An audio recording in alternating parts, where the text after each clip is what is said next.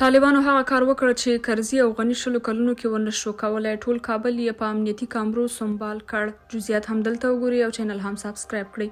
د جمهوریت نظام تیر شلو کلونو کې په داسې حال کې چې جګړه وانو تر ټولو سترې چاودنې به هم کابل کې کېدي او جدي اړتیا وه، خو دا چې د وخت حکومتي چارواکو ته دا مسله جدي نه ښکارېده او یا ورته د خلکو د ځان او مال امنیت خوندیتوب ارزښت نه درلود، نو د نړیوالو د میلیارډونو ډالرو مرستو سره بیا هم داسې کوم اقدام یې ونه کړ.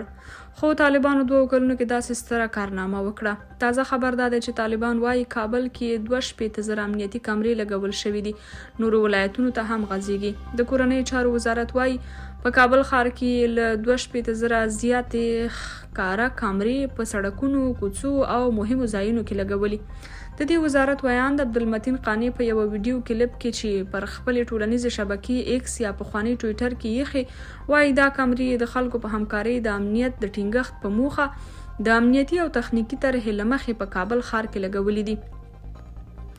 هغه ویلي چې د امنیتي طرحې له مخې به د ښار ټولې سیمې تر څار لاندې راشي چې دا کار به د جرایمو له مخنیوي سره مرسته وکړي.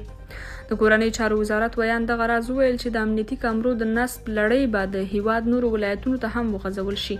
عام افغانان بیا د طالبانو د یاد اقدام ستاینه کوي او وایي له دې کار سره به د جرمونو کچه ټیټه شي ځکه چې مجرمین ژر پیژندل کیږي او له همدې امله خلک د جرم کولو جرأت هم نه کوي.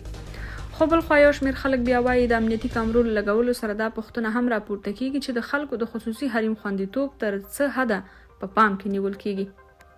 درنو کتونکو، تاسو د دغه اقدام او د دغه موضوع په اړه څه وایي؟ تاسو هم خپل نظرونه راسره په کمنټونو کې ولیکئ او د نورو معلوماتو لپاره چینل هم سابسکرایب کړئ.